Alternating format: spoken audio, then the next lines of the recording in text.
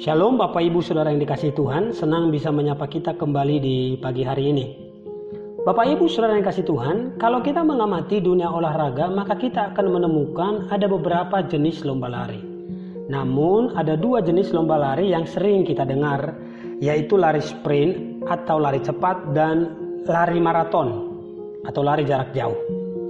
Lari sprint jaraknya maksimal 400 meter, sedangkan lari maraton itu jaraknya bisa berkilo-kilometer. Pemenang dari lari sprint tentu adalah yang paling cepat, sedangkan pemenang dari lomba maraton adalah siapa yang paling kuat untuk bertahan hingga garis akhir atau garis finish. Saya meyakini Bapak Ibu Saudara kasih Tuhan, kekristenan itu seperti lari maraton, bukan lari sprint. Karena yang dibutuhkan adalah ketahanan, bukan kecepatan. Bukan soal siapa yang tercepat, tapi siapa yang dapat bertahan hingga garis akhir. Penulis kitab Ibrani memberikan rahasia bagaimana kita bisa bertahan dan menang sampai akhir. Ibrani 12 ayat 1-2. Dikatakan begini Bapak Ibu.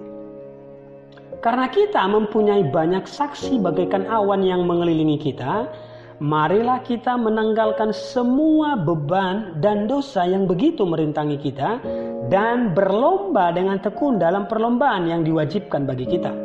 Marilah kita melakukannya dengan mata yang tertuju kepada Yesus yang memimpin kita dalam iman dan yang membawa iman itu kepada kesempurnaan, yang dengan mengabaikan kehinaan tekun memikul salib ganti sukacita yang disediakan bagi Dia yang sekarang duduk di sebelah kanan tahta Allah.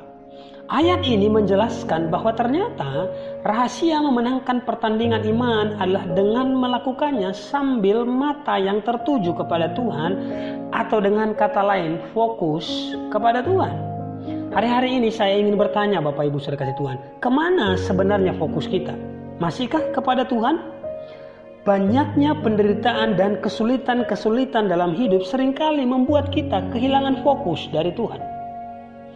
Petrus suatu ketika bersama dengan para murid ketika menyeberangi Danau Galilea, dan Alkitab mencatat perahu mereka dihantam oleh angin sakal. Alkitab memberitahu kita bahwa Yesus mendatangi mereka dan meminta Petrus untuk keluar dari perahu untuk berjalan di atas air. Menarik Bapak Ibu Saudara kasih Tuhan, ketika Petrus berjalan di atas air, tiba-tiba Alkitab mencatat dia merasakan tiupan angin, lalu tenggelamlah ia. Apa yang membuat Petrus tenggelam? Menurut saya jawabannya sederhana, karena fokusnya beralih dari Tuhan. Awalnya dia berjalan di atas air sambil memandang Yesus, tapi kali ini dia berjalan sambil ketakutan karena adanya tiupan angin. Dengan kata lain, fokusnya tidak lagi dengan Tuhan. Ayat yang mirip dalam perjanjian lama waktu orang Israel keluar dari Mesir, Alkitab mencatat ketika mereka ada dekat gunung Nebo atas seizin Tuhan, banyak orang Israel yang kesakitan bahkan mati karena dipagut ular. Sampai suatu ketika Musa berdoa dan akhirnya dia membuat ular tembaga. Menarik untuk kita renungkan, semua yang kena pagut ular di padang gurun akan sembuh dengan sendirinya setiap kali mereka memandang kepada ular tembaga buatan Musa. Aneh, tidak banyak yang mereka lakukan, mereka hanya memandang ular tembaga buatan Musa dan tiba-tiba dengan sendirinya mereka sembuh. Dari kebenaran-kebenaran ini, apa yang dapat kita simpulkan Bapak Ibu Saudara kasih Tuhan? Yang pertama, menurut saya, rahasia dari kemenangan kita atas pertandingan iman hari ini adalah fokus kepada Tuhan. Saya ulang, rahasia dari kemenangan kita atas pertandingan iman hari ini adalah fokus kepada Tuhan. Yang kedua, pandangan yang tertuju selain kepada Yesus hanya akan menenggelamkan kita. Itu sebabnya jangan habiskan waktu untuk pandangi kelemahan dan kesalahan orang lain. Jangan habiskan waktu untuk memandangi nasib dan penderitaan dan kesulitan-kesulitan yang kita alami hari ini. Jangan habiskan waktu untuk memandangi berkat-berkat ataupun kesuksesan orang lain. Karena semua ini hanya akan melemahkan dan tidak berfaedah bagi iman kita. Yang ketiga, yang terakhir, memandang kepada Tuhan itu menyembuhkan hidup kita. Ketika engkau sakit hati dan kecewa, maka saya sarankan pandang Tuhan, karena itu akan memulihkan hatimu. Ketika engkau lemah dan tak berdaya, putus asa dengan hidup ini, maka pandang Tuhan, karena itu akan membuatmu kembali kuat. Apapun keadaannya, pandang Tuhan saja, supaya hidup kita jangan tersandung dengan dunia ini. Waktu saya mempersiapkan renungan ini Bapak Ibu, saya teringat dengan lagu lama yang liriknya begini.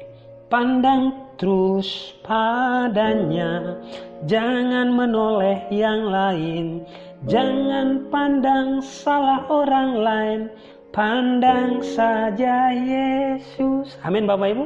Jadi apapun situasinya, pandang Tuhan saja. Amin. Nah hari ini Bapak Ibu saudara kasih Tuhan, cek apa yang paling menyita pandangan kita. Saya ulang, apa yang paling menyita pandangan kita? Kesalahan orangkah? Kesuksesan atau keberhasilan orangkah? Atau kesulitan-kesulitan hidup yang kita alami kah? Atau apa yang paling menyita pandangan kita? Hati-hati Bapak Ibu, karena tanpa disadari semua itu hanya akan menggerus kekuatan kita, sehingga kita tidak dapat bertahan sampai akhir. Jadi Bapak Ibu saudara kasih Tuhan, apa yang harus kita lakukan? Tetap jaga fokus, jaga konsentrasi, pandang Tuhan saja. Amin Bapak Ibu saudara kasih Tuhan. Demikian kebenaran firman Tuhan. Semoga memberkati kita semua. God bless.